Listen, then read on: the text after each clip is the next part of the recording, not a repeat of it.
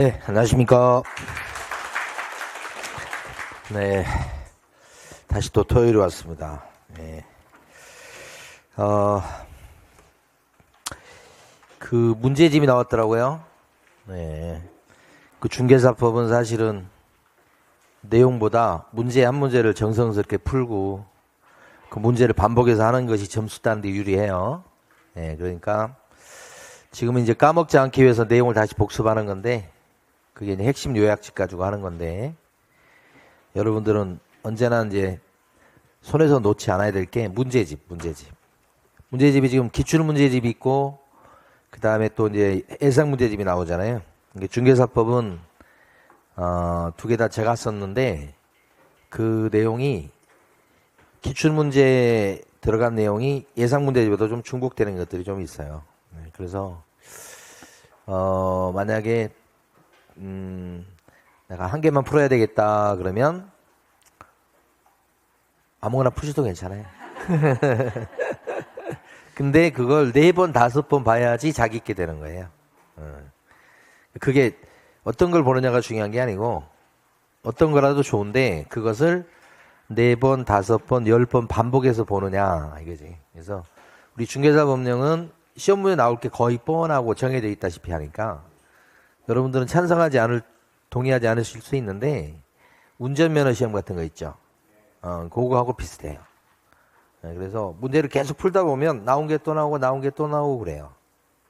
그 확률이 다른 과목 공법이나 무슨 뭐 공시법보다 훨씬 높아요. 그러니까 공부할 양이 적고 나오는 데서 계속 나오기 때문에 점수 따기가 쉬운 거죠. 그 점수를 못 따는 이유는 딱 하나밖에 없어요. 민법 때문이에요. 공법 때문이고. 그거 공부하다가 시간을 못 줘서 그렇게 되는 거지. 시간만 정상적으로 주면 다 여러분들 고득점 할 수 있는 과목이거든요. 그러니까 다른 과목 열심히 하셔가지고 빨리 어느 정도 궤도에 올려놓으시면 이 중개사법 문제집을 반복해서 많이 보시고 제가 이제 요약집에 설명드린 것은 문제집 푸는 효과가 생길 수 있을 거예요. 왜냐하면 이 내용 중에서 문제 많이 나오는 부분 그거 위주로 빨리 설명을 드릴 테니까 요약집이지만 문제집 푸는 효과가 생길 수 있게끔 기출문제 설명드리는 거예요. 예상문제 설명드리는 거예요. 자, 여기 3절에 가보시게 되면 무등록 중개업자 등 이렇게 나와 있어요. 요새 잘 안 나와요. 자, 근데 제일 무겁게 처벌받는 사람입니다. 여기서 이제 문제되는 중요한 판례가 하나 있어요. 그게 뭐냐면 보통 무자격 무등록자가 막 중개업을 하게 됐다 그러면 철퇴를 받죠. 3년 이하의 징역이나 3천만 원 이하의 벌금으로 처벌받는다. 이거 다 아시는 거예요. 그런데 무등록 중개업소를 통해서 계약이 되면 그 계약은 어떻게 됩니까? 영향을 받지 않는다 그랬으니까 계약은 유효로 될 수 있어요. 계약은 뭐 괜찮은 거예요. 이때 무등록 중개업을 한 사람은 관심사가 뭘까요? 처벌받는 건 처벌받는 건데 돈을 벌 수 있냐가 관심사예요. 그래서 여기 보면 무등록 중개업 한 사람은 보수청구권이 있느냐 이거에 대해서 인정되지 않는다. 그래서 무등록 중개업 하지 말라고 그랬으니까 해갖고 어떤 돈을 버는 것은 막고 있어요. 그러니까 이게 큰 틀이야. 자, 근데 요건 그냥 상식적으로 아시는 거예요. 그러면 여기서 두 가지를 갖다가 이제 우리가 보려고 해요. 그 첫 번째가 뭐냐면 무등록 중개업하는 사람한테 제가 물건을 맡겨서 계약이 되면 무등록 중개업소에 이렇게 부탁을 한 저도 처벌되냐 이게 문제가 돼요. 처벌해요 안 해요? 무등록 중개업자가 처벌된다는 거지 무등록 중개업소에 맡긴 사람이 처벌된다는 건 아니에요. 그래서 여기 보면 의뢰한 행위, 무등록 중개업소에 내놓는 행위는 처벌 대상이 될 수가 없다. 요거 하나고. 두 번째는 뭐냐면 이 사람이 자격증은 없는데 그죠? 밥 먹듯이 하려고 했던 사람은 아니고 우연히 전세 한 건을 한 거예요. 그런데 그 손님이 그 전세 한 건을 한 의뢰인이 어떻게 됐냐면 보수를 주기로 약속을 한 거예요. 근데 계약이 되니까 약속을 안 지킨 거예요. 응? 정말 우리 살아가면서 흔히 있는 일이에요. 그래서 너무 큰 기대를 하면 실망이 커요. 그래서 저는 기대를 하지 않아요. 기대하지 않게 해주세요라고 기도해요. 기대를 안 하면 그 사람이 혹시 저를 배신하거나 저 기대에 못 미치는 행위를 했다고 해도 제가 거기에 대해서 상처를 받지 않잖아요. 그게 너무 많으니까 그런 게. 그건 왜 그래요? 그 사람한테 문제를 찾지 말고 내가 너무 기대를 많이 한 거야. 예.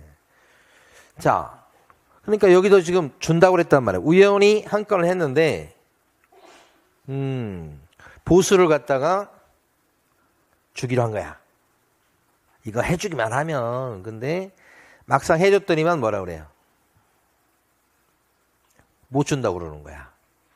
그럼 그랬을 때 약속을 받았던 무자격자가, 그 사람은 우연히 한 사람입니다. 무자격자이긴 한데 밥 먹듯이 하는 게 아니고, 너 나한테 준다고 그랬잖아 라고 증거를 내밀면서 재판을 걸어서 보수를 받으려고 했던 거지. 예.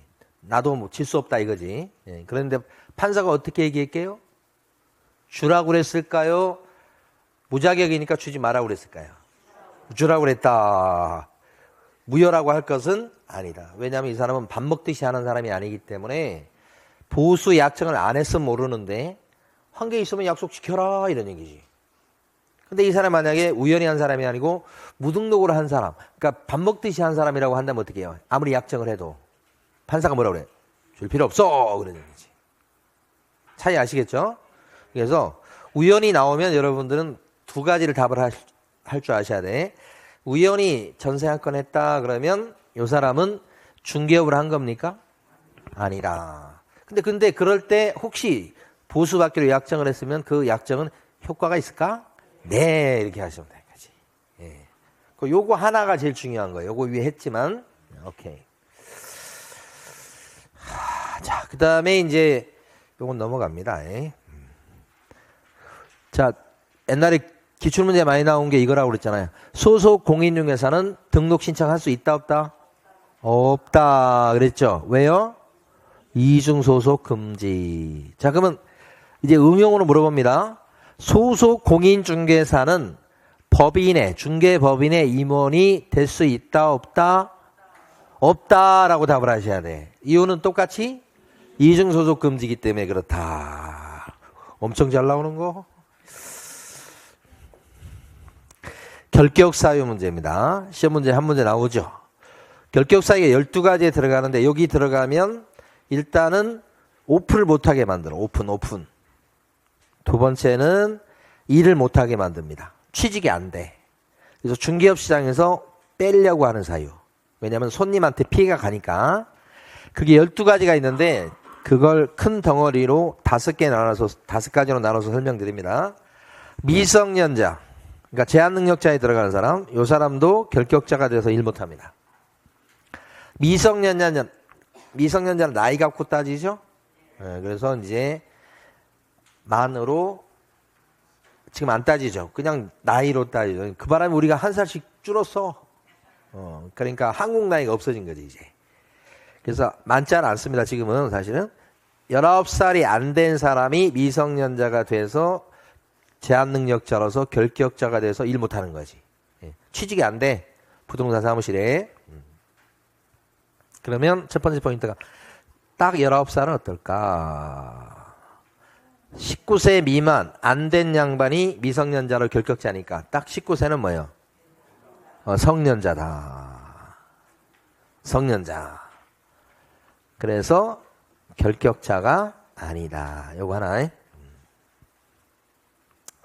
두 번째 미성년자와 관련해서 미성년자이지만 결혼을 해버리면 성년으로 취급을 합니다. 그래서 미성년자지만 결혼하면 미성년자가 혼자서도 전세 계약을 할 수 있다 이런 얘기예요. 예. 그럴 사람 만날 확률은 정말 없죠. 없는데 이제 통계 내보면 전국적으로 19살이 안 됐는데 결혼한 사람이 있을 거 아니에요. 어딘가는. 있을 수 있잖아요. 뭐 사연이 있겠지만 18살인데 와서 전세 계약을 하러 왔어. 그러면 원래는 부모 모시고 와 이렇게 돼야 되잖아. 원래는. 근데 뭐요? 결혼을 했다고 그러잖아. 그러면 부모 모시고 와 할 필요가 없다는 거지. 계약할 때는 그런데 부동산 취직할 때는 저 18살인데요. 그러면 꺼져 이렇게 해야 돼. 예? 결혼했는데 꺼져 이렇게 하는 거야. 소용없다고. 여전히 뭐요? 결격자다. 결혼해도 결격자, 잘생겨도 결격자, 키가 커도 결격자. 이렇게. 와, 저 이번에 왜 그래? 차은우를 보지는 못했어. 차은우가 잘생긴 사람 아니야?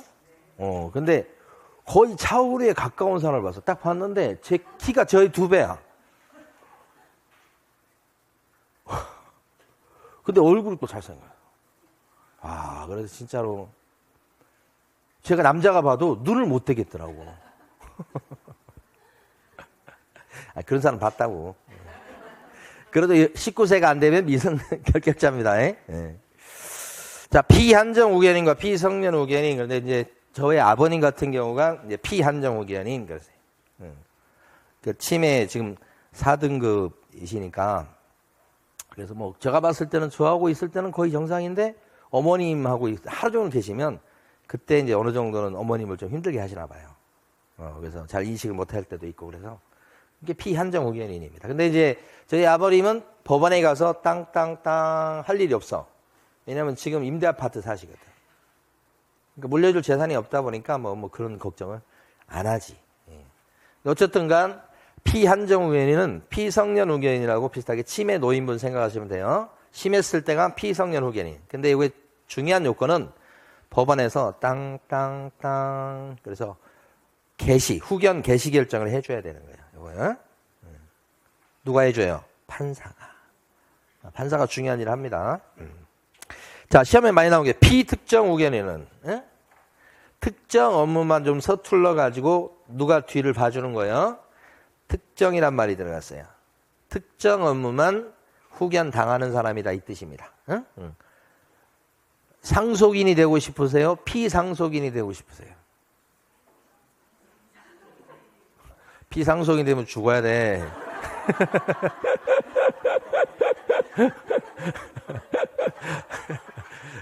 그게 피자가 붙으면 말이 좀 우리 자꾸 그게 쉽지가 않은 거예요. 후견을 당하는 사람이다. 입을 피자다니 후견을 당하는 사람이다 이거지. 근데 특정 업무만이니까 이 사람은 결격자가 아니다가 시험에 2번이나 나온 거예요. 얘가 얘하고 이렇게 말만 구별하시면 돼요. 자, 그다음에 파산 선고를 받은 사람은 이제 빚이 많아서 못 갚겠다 해서 손들어 버리는 사람이야. 그래서 이 파산 선고를 받은 사람이 파산자가 돼서 결격자가 됩니다. 보통 파산 선고 받으려면 법원에다가 파산 신청을 넣고 판사가 오케이 너 빚 갚다 죽겠다 이렇게 받아주면 파산 선고예요. 그렇게 되면 장점은 빚을 탕감받는 거예요. 그거 빼고는 다 마이너스예요. 거의 할 수 있는 일이 없어요. 이게 파산자예요. 이런 불이익을 당하고서라도 벗어나려고 하는 거예요. 그래서 요 파산자는 선고받고 요 잃었던 권리를 복권시켜주기 전까지. 요게 파산자. 그래서 파산자 이렇게 거의 나와요. 결격자다, 그죠? 네. 근데 파산 선고받은 사람과 이제 파산 말고 회생이라는 게 있어요. 회생. 파산보다 한 등급 아래야. 회생은 뭐냐면 빚을 갚아나가는데 다 갚기 힘드니까 좀 깎아줘 갖고 갚아나가는 거예요. 그래서 회생이란 글자가 나오면 회생 신청했다, 회생 개시 결정을 받았다 이런 얘기 나오면 무조건 이 사람은 결격자가 아니다. 아까 피특정 우견인처럼. 네. 그 다음에 이제 형사처벌 받는 경우에요. 그러니까 여기서는 이제 형사처벌 받는 게 이제 전과가 생기는 걸 쉽게 얘기하면. 근데 이 전과가 좀 중한 벌을 받아야 됩니다. 조금 형사처벌이. 금고 이상이라고 돼 있잖아요. 금고 이상은 금고, 징역, 그 다음에 사형, 요 3개밖에 없어요. 징역이나 금고는 이제 깜빵에 가는 거예요. 그러니까 원칙적으로 무거운 벌 그러면 금고, 징역, 사형 이거예요. 그리고 요게 판사에서 정식으로 땅 선고가 이루어져야 돼. 그래서 형사처벌을 받아서 결격자가 되려면 필요한 요건이 두 개예요. 하나는 금고 이상의 무거운 벌 플러스 판사가 땅 해서 죄인으로 만들어줘야 돼. 판사가 선고해야 죄인 되는 거예요.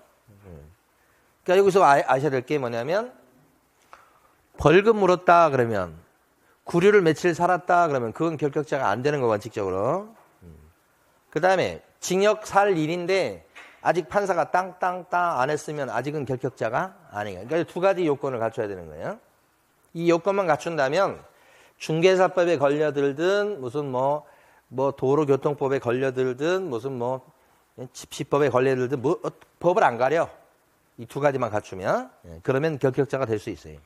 근데 그런 사람들 중에 보면 두 가지 요건을 갖춘 사람들 중에 보면 죄를 지은 그 혐의가 조금 낮은 사람들은 이 선고유예나 집행유예 해주는 경우가 있어요. 이거 전부 다 판사가 하는 거예요. 그러면 선고유예는 요 선고하려고 했던 것을 갖다가 안 하고 미뤄두는 거예요. 이걸 안 하고 미뤄둔다고 하는 것은 선고가 뭐예요? 정식으로 없는 거지. 그래서 선고유예 받은 사람은 결격자다 아니다. 이거 중요하고. 집행유예 받은 사람은 요거 있는 거야, 있는 거. 다만 이제 선고는 있는데 징역을 받았다 그러면 깜빵 보낼 건데 그 보내는 것을 미뤄두는 것을 집행유예라고 그래. 그래서 시험은 집행유예가 출제가 유력하고 역시 집행유예 받았다 그러면 이 사람은 집행유예 기간 동안 결격자가 되고 플러스 집행유예 기간이 끝나고 또 2년 더 결격자가 된다 이거지. 출제 유력이고 선고유예하고 구별하셔야 되고. 그 다음에 이제 선고가 있는데 징역 2년이다 그렇게 받으면 징역 2년 받은 사람은 징역 2년 옥살이 할 때까지 깜빵에 있을 동안 결격자고 종료가 되고서 또 몇 년 더 그렇게 되고. 집행 면제가 된다는 것은 징역 받아갖고 깜빵에 있는 기간 중에 중간에 튀어나오는 거예요. 징역 7년 받았는데 5년쯤 됐을 때 대통령이 특별사면에서 튀어나오는 걸 집행면제라고 해요. 집행면제는 특징이 뭐냐 그러면 나머지 형기가 여기에 쓱쓱쓱쓱 없어져. 7년 받았는데 5년 만에 특별사면 받으면 집행면제예요 그게. 특별사면 받으면 나머지 2년이 없어져. 여기서 또 몇 년만 더 지나면 돼.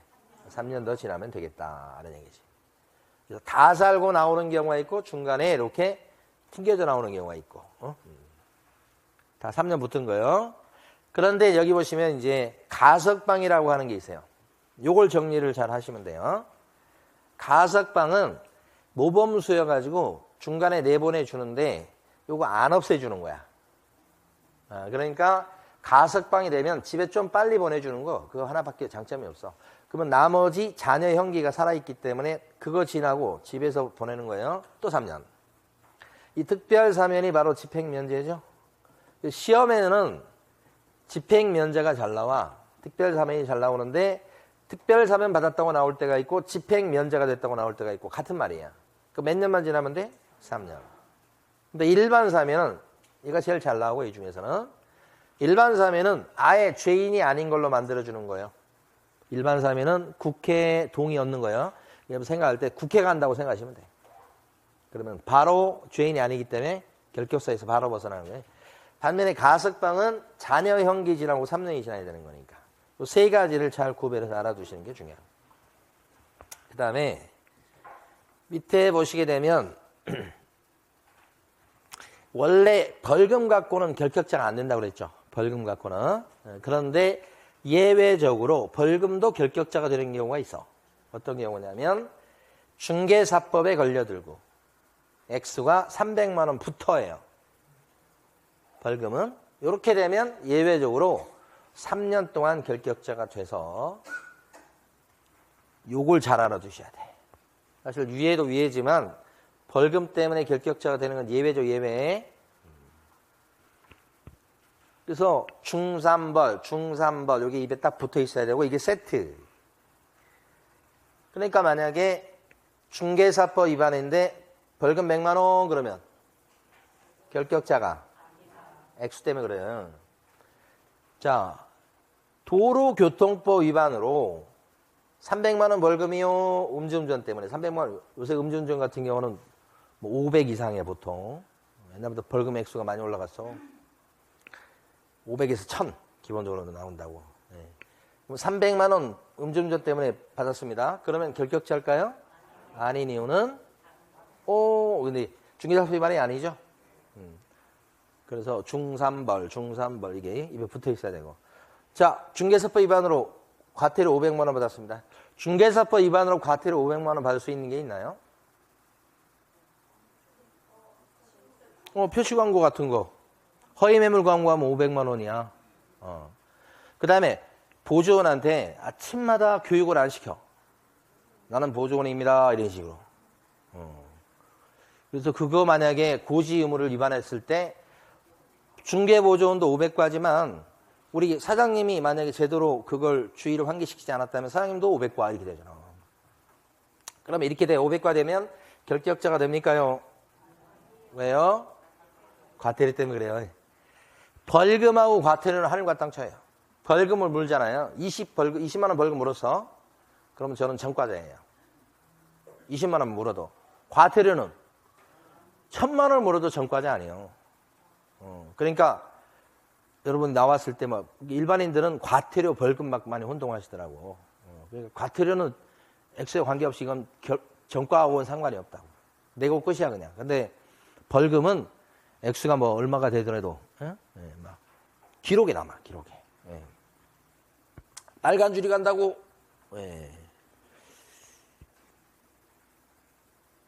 뭐 때문에 내가 그거 빨간 줄 얘기를 했지? 이거 뭐 상담하면서 지금 잘 기억이 안 나네. 제가 그래서 전과자들 생각하시라고. 그러니까 잘못하면 이제 벌금 물리면 결격자 문제가 아니고 전과 기록이 생기잖아. 뭐 하다가 제가 그 상담을 했는지 모르겠네. 자, 두 번째, 중개사법 위반으로 300만 원 벌금의 선고유예 이렇게 됐잖아요. 결격자입니까? 중삼벌인데. 요게 붙어 있잖아. 선고유예 나오면 무조건 선고가 없는 거여서 결격자가 아닙니다요. 요 끝에 요거 붙어가지고 좋은 거예요. 착할 선자. 착한 사람. 결격자 아닙니다. 이렇게. 자, 중개사법 위반인데 50조 위반이야. 50조가 양벌 규정이에요. 보조원 처벌받을 때 우리 개업 공인중개사도 덩달아 처벌받는다. 양벌 규정이잖아. 그래서 벌금으로서. 근데 벌금 액수가 예를 들어 300이라고 해.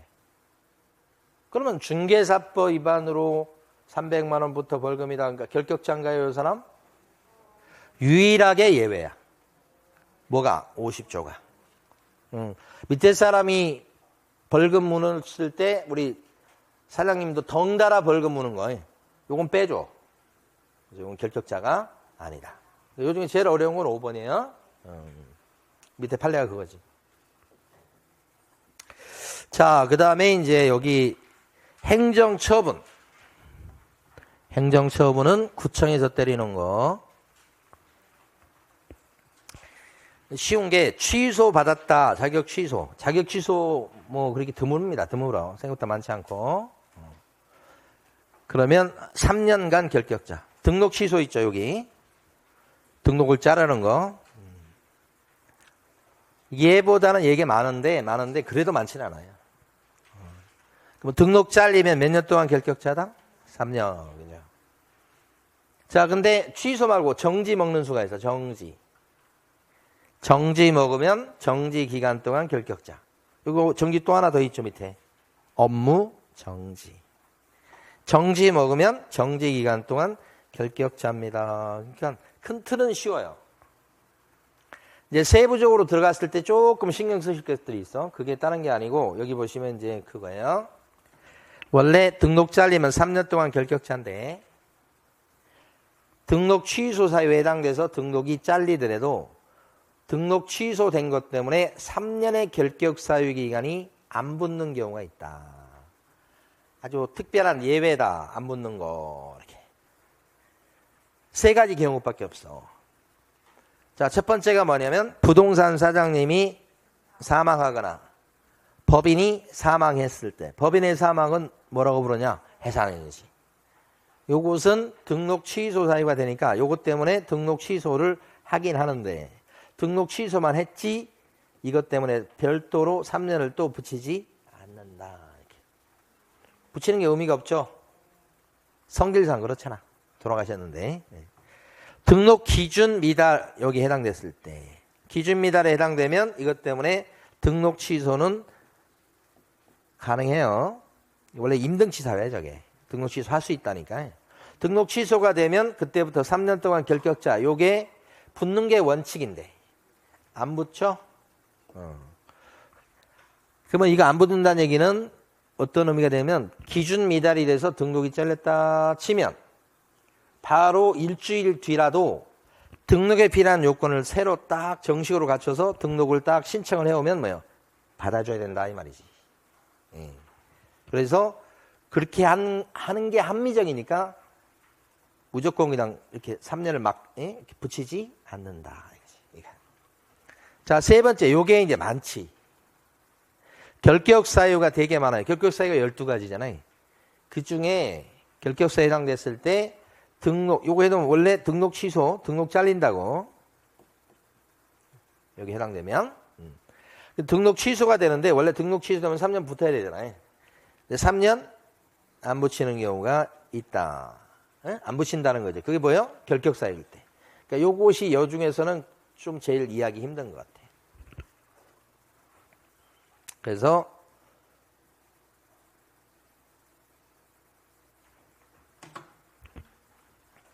아이고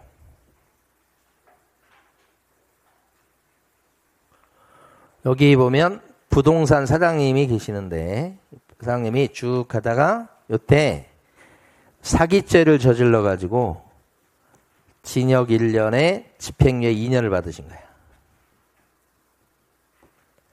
그럼 이 사람 이 사기죄를 저지른 요 개업공인중개사 A는 결격자가 되죠. 얼마 동안 결격자 될까요? 징역 1년에 집행유예 2년이니까. 일단 집행유예 기간 2년 동안 결격자가 되겠죠. 그리고 아이고 2년 동안 결격자가 되고 다시 또 몇 년 더 붙어요? 그렇지. 4년 동안 결격자가 될 양반이야 이 사람. 근데 부동산 사장님이거든. 소공이 아니고. 그러면 결격자가 됐으면 일을 못합니다. 그렇게 되는 거니까 법원에서 집행유예 받은 것을 갖다가 요 A의 구청, 등록관청에 알려줍니다. 통보를 해줘. 그럼 구청에서는 요 사람에 대해서 A에 대해서 어떻게 해요? 아이고 결격자가 됐으니까 일을 못하게 만들어야 되겠네 해서 등록 취소를 요때 한다고. 요때 한 2달 있다가 등록 취소를 했어요. 뭐 등록 취소가 되면 그때부터 몇 년 동안 결격자다? 원래 3년이지. 그럼 A라는 개업공인중개사에는 결격 사유가 몇 개가 있는 거예요? A한테는 결격 사유가 몇 개가 생긴 거예요? 2개. 하나가 뭐예요? 요거 집행유예고. 또 하나가 뭐예요? 요거 등록 취소지. 이거 3년이잖아 원래가. 이것도 결격 사유잖아. 2개 한 사람한테. 근데 가만히 생각해 보니까 사실은 등록 잘린 게 요것 때문이거든. 그래서 진짜 원인은 한 개로 보는 거야. 이 사람의 결격 사유기간은 여기서부터 요렇게까지 결격자입니다 이렇게 하는 거예요. 요 좀 안으로 들어가야 되겠네. 그럼 여기서부터 3년 동안 결격자입니다. 이것은 생각할 필요가 없다는 거지. 원인이 몇 개니까? 한 개니까 하는 거지. 그렇게 다닌다고. 그러니까 원래 한 사람한테 결격 사유가 한 개만 있으라는 법이 없고 여러 개 있을 수 있어요. 한 개만 더 해봐. 이게 A라는 사람이 개업 공인중개사인데 이 사람이 이렇게 있다가 여기 가가지고 파산 선고 받았어. 그럼 A가 파산 선고 받게 되면 결격자가 되죠. 언제까지 결격자인가요? 복권 시켜줄 때까지. 복권 시켜줄 때까지 결격자. 길게 봅시다. 복권. 이렇게 결격 사유가 되게 길어. 근데 부동산 사장이 결격자가 됐으니까 파산 선고한 법원에서는 구청에다가 얘기해 준다고. 그럼 구청은 또 몇 개월 있다가 통보 바꿔서 아이고 부동산 사장이 결격자가 됐네. 일을 하게 하면 안 되겠네. 등록을 말소시킨다고. 원래 등록 취소되면 얼마간 결격자가 되고요? 3년이지. A 얘기예요. 등록 말소된 게.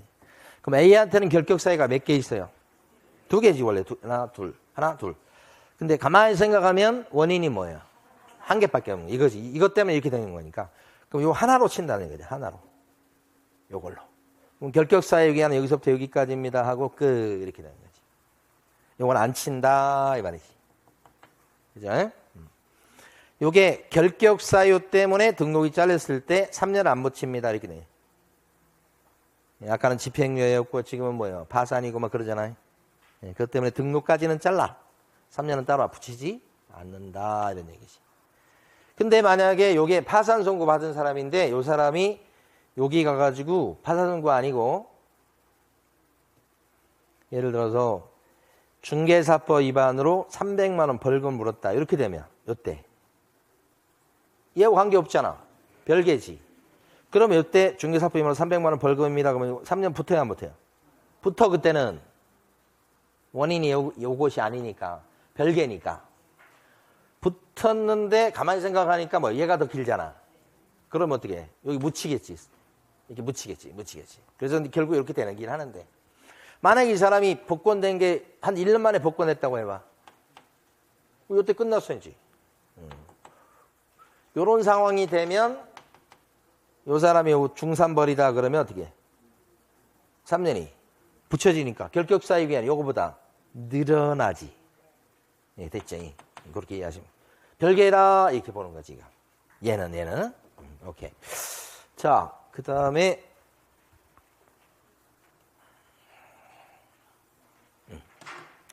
예외 2를 좀 설명드려 볼 거예요. 이제 지금은 할 수 있어요, 여러분들이. 요거. 다시 돌아갑니다. 뒤에 나올 얘기지만, 자, 보시면, A라는 개업 공인중개사가 폐업을 한 거예요.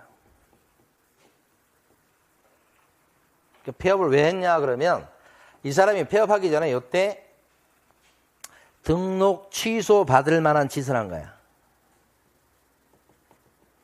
사유. 등록 취소 받을 만한 짓을 했는데 등록 취소를 진짜 받을까봐 동작 빨라요. 폐업한 거예요. 그리고 2년쯤 있다가 다시 차린 거야. 이걸 재등록이라고 그래. 이 재등록한 사람도 A야 A.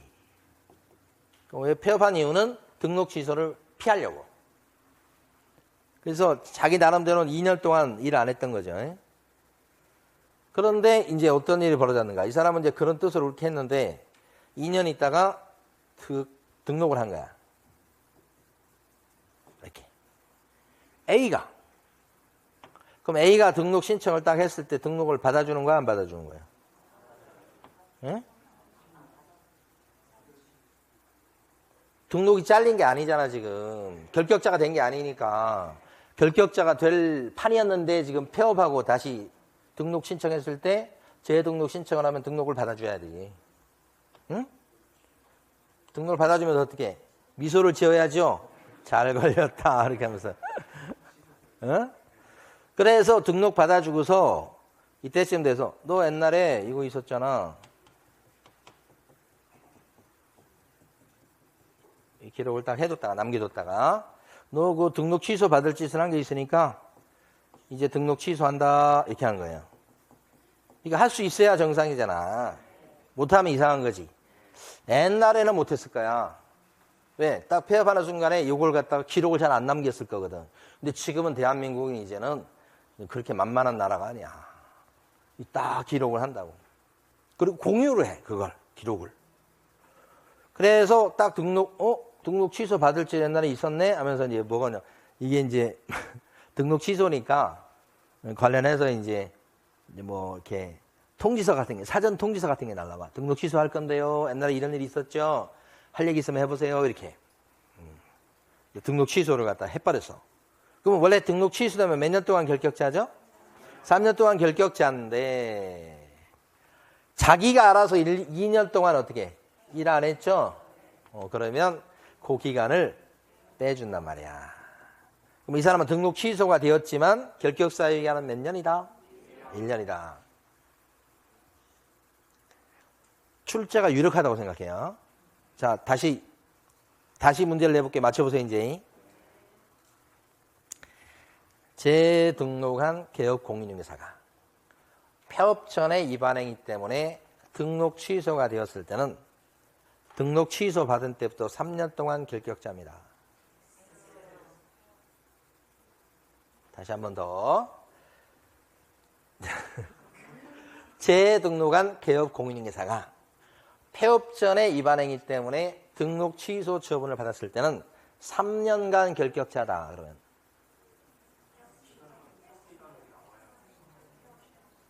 폐업 기한 얘기도 안 했어 지금. 안 했어. X지.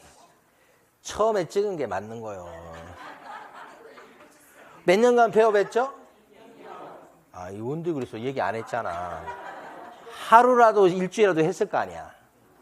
그러니까 재등록한 개업 공인중개사한테 폐업 전 위반행위 때문에 등록 취소가 되었다는 얘기는 중간에 폐업 기간이 있어 없어? 폐업 전 위반행위 이렇게 되는 거야. 폐업 기간이 있는 거잖아. 자, 다시 국어야 이거 산수도 아니고 재등록한 개공이 폐업 전에 위반행위 때문에 그 중간에 폐업이 있어 없어? 있었다는 얘기지. 그 말에서 폐업 전 위반행위 때문에 등록 취소가 되었을 때는 3년간 결격자다 그러면 무조건 X지. 왜 그래요?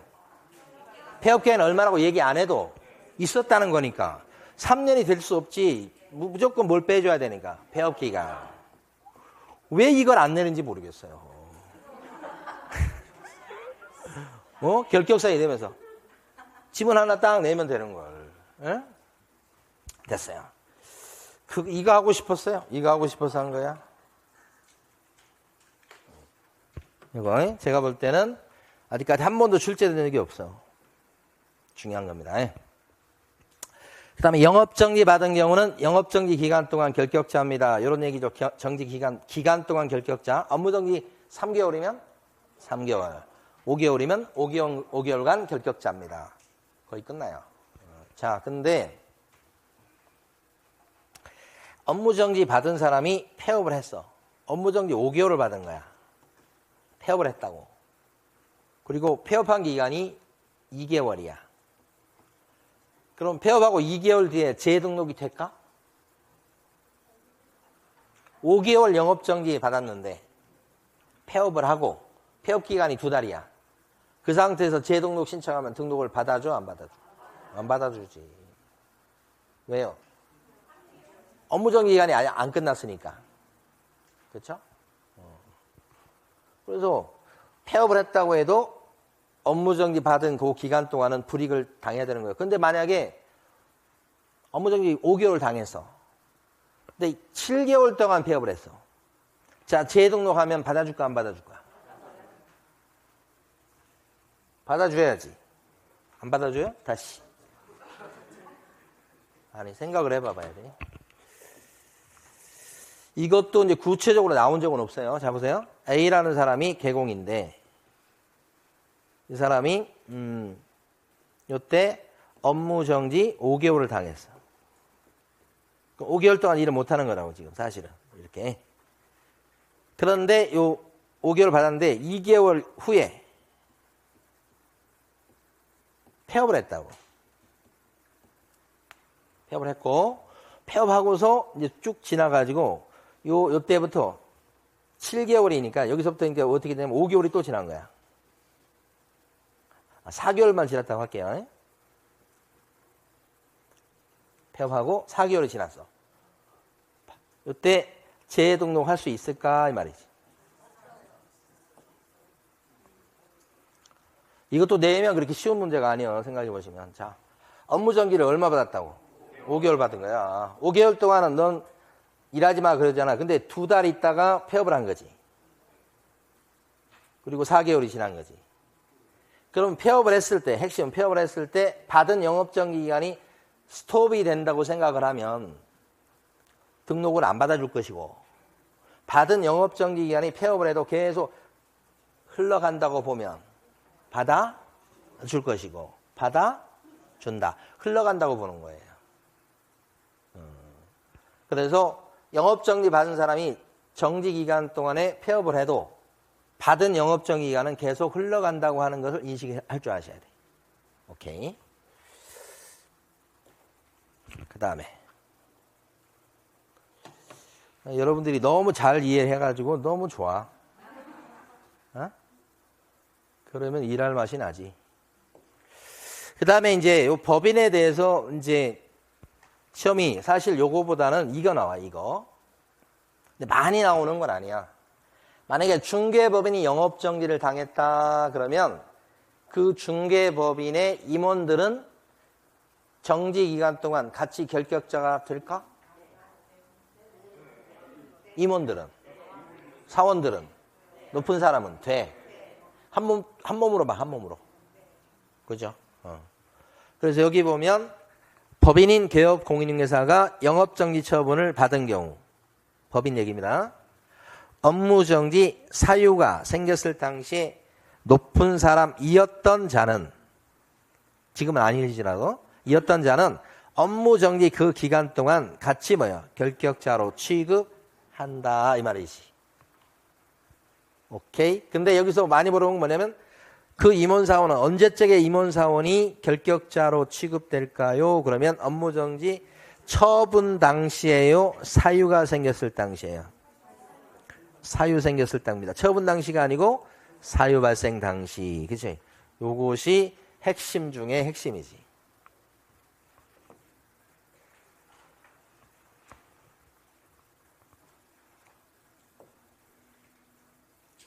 자, 그 다음에 이제 마지막 5번. 여기까지 하고, 요 결격사유까지 하고 쉬겠습니다. 5번은 뭐냐? 자, 여기 A라는 법인이 있는데 쉬워요, 이것도. 그 법인의 높은 사람인 B라는 임원이 있어. 한명회사나 합자회사도 중개법인 될 수 있어요. 합자 들어가는 거. 한명회사, 합자회사는 높은 사람을 사원이라고 불러. 그러니까 여기 사원은 일반 직원이 아니에요. 임원급이에요. 이랬을 때 5번은 뭐냐면 비임원이 파산 선고 받든지 집행유예 받아서 결격자가 되면 그 불똥이 그대로 법인한테 튀어서 여기도 뭐로 취급하는 거예요? 결격자로 취급합니다. 이게 5번이야, 5번. 법인의 임원사원이 결격사유에 걸리면 그 법인도 결격자로 취급한다가 이 5번이야. 여기도 취급한다고. 그럼 반대로 임원사원 높은 사람 아니고 C라는 소공이나 중개보조원이 결격자입니다. 그랬을 때 이것 때문에 중개법인도 결격자가 될까요? 그렇진 않다. 이건 영향 주는 게 아니고 높은 사람만 영향을 주는 겁니다. 지금 요거 요게 이제 5번이야. 자, 그러면 여기서 이제 지금 아셔야 될 게, 그러면 이번이 파산 선고받아서 결격자가 돼서 법인이 결격자로 취급한다는 거 지금 공부했어, 지금. 그러면 중개법인인 개공이 결격자가 됐으니까 이 사람은 중개업 시장에서 일하면 안 되겠죠? 그래서 이런 사람은 일하지 못하게 내쫓아버려야 되겠죠? 내쫓는 게 뭐예요? 등록 취소야. 이때는 반드시 등록을 잘라야 되게 돼 있어. 이게 절대적이야. 그럼 등록 말소 시켜버려야 된다는 거예요. 불똥이 임원에 하자가 생기니까 여기에 하자가 있는 걸로 취급돼가지고 그 바람에 중개법인도 말소가 될 상황이야. 그런데 이 경우는 중개법인 입장에서 봤을 때 이 사람 때문에 불똥이 튀어가지고 등록 취소까지 가면 좀 억울할 수 있죠. 그래서 이런 케이스에서는 이 법인한테 2달의 시간을 준다고. 2달. 모르는 사이에 이 사람이 파산 선고 받거나 집행유예 받고 그럴 수 있잖아. 이 모르는 사이에. 그래서 2달의 시간을 줘. 그래서 2개월 이내에, 요게 포인트예요. 2개월 이내에 요 사람을 안 자르면 너가 다쳐. 그렇게 돼 있어. 그러니까 이건 즉시 등록 취소한다고 하면 안 돼. 이때 임원 사원에서 불똥이 튄 거잖아. 불똥이. 그때는 2달을 참아줘야 돼.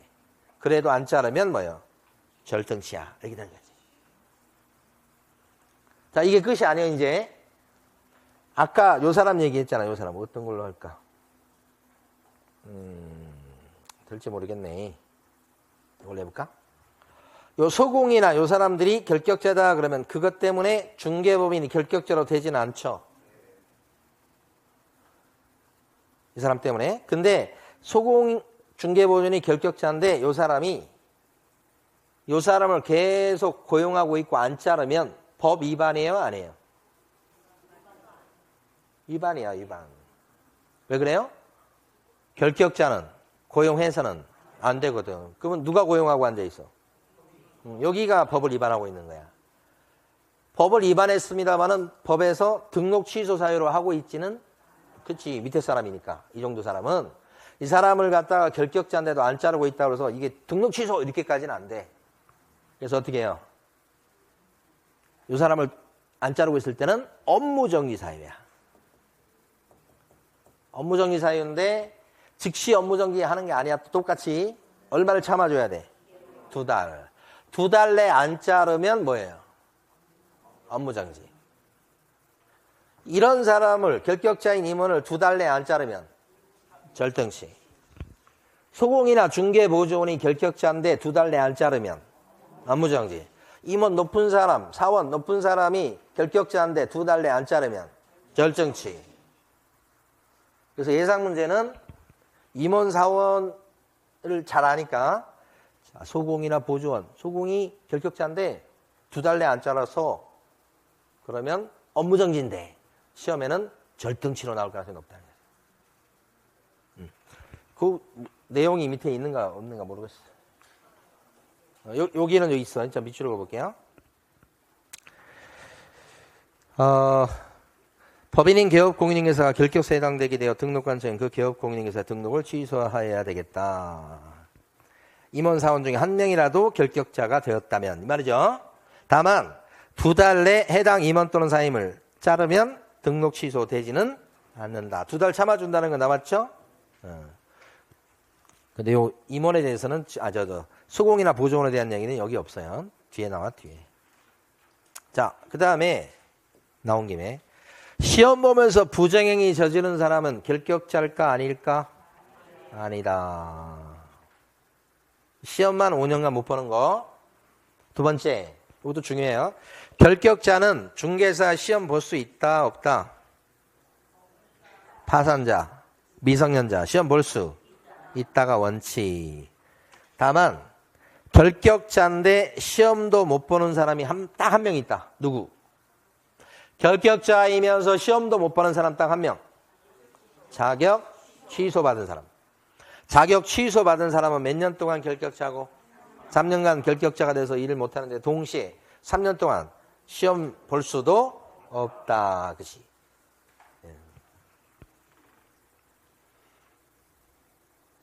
그치, 밑에는 볼 필요 없어요. 자, 여기까지. 자, 쉬겠습니다.